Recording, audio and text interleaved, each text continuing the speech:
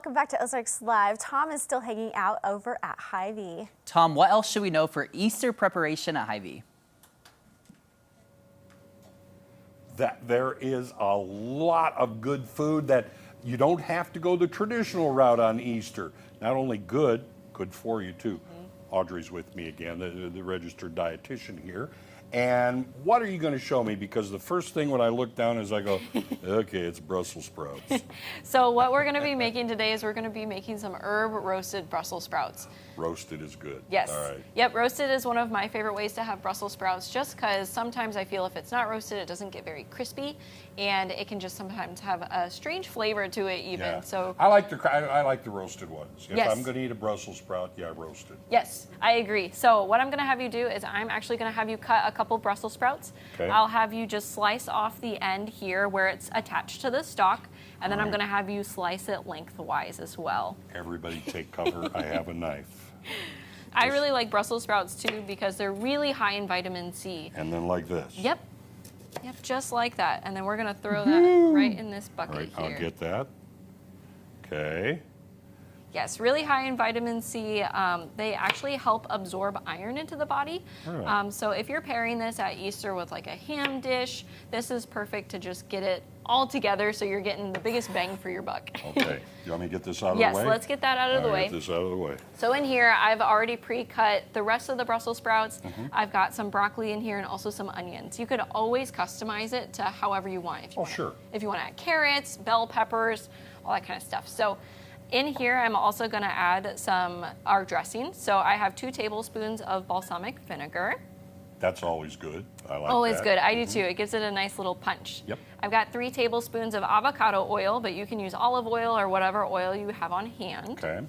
I've got some brown sugar substitute. So this is sweeten it up a little. Yeah, so this is going to sweeten it. This brand is called Swerve, and it's made from a sugar substitute. Okay. So it doesn't have that sugar that's normally in brown sugar, but it still gives the same flavor. And it Will it dissolve the same way that It will. Okay. Yep, it sure- sometimes that's the important part. yes, it will. And if you're using it in baking too, it's going to do the same thing that normal brown sugar Okay. would do. All right. I've also got some minced garlic that I'm throwing in here. I say it all the time. Garlic makes everything better. It does. I put way too much in all the time. I don't think there's any such thing.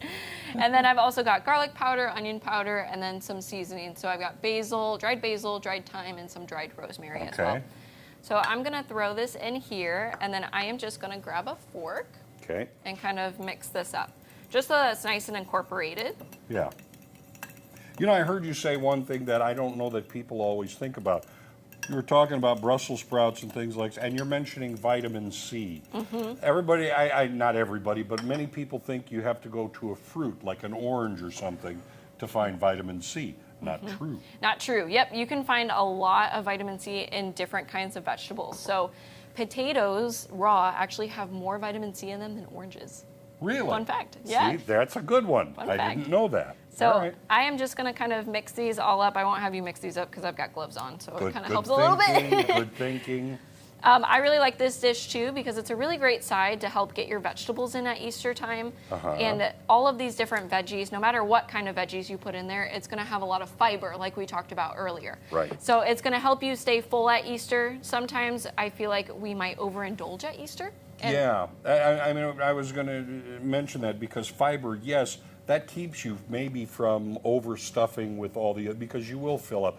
And I know you said it's important to pay attention to your body as far as hunger. Yes, so kind of this Easter, I really recommend people to really try and listen to their body. Try to think about how your body feels while you're eating.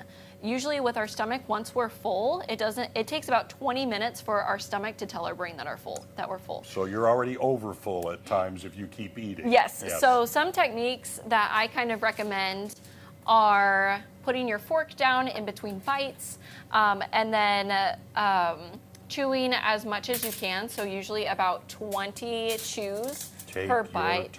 Take your time. And even getting just a smaller plate can make a big difference. Okay, we just have only a little bit of time. This is going to go in the oven now? Going in the oven for at 425 for about 20 to 25 minutes. And now I'll move this. Could I eat this the way it is, though? You sure could. That's what I thought. Yeah, you sure could. But with TV magic, it's all done. So I'm gonna have you actually give it a try. I will see do that. how it And is. I'm going to go for a Brussels sprout Yeah. here. Right there. Tell me how it is. Honest opinion.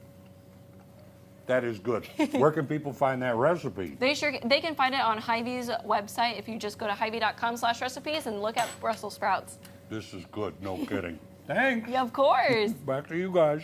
Thanks, Tom. Kimmy, Easter's just a few days away, so people have to go and get all their preparation stuff at Hy-Vee. Yeah, I Great wait place till to the check it out. last minute every time. Well, you know I do too, so it's all good.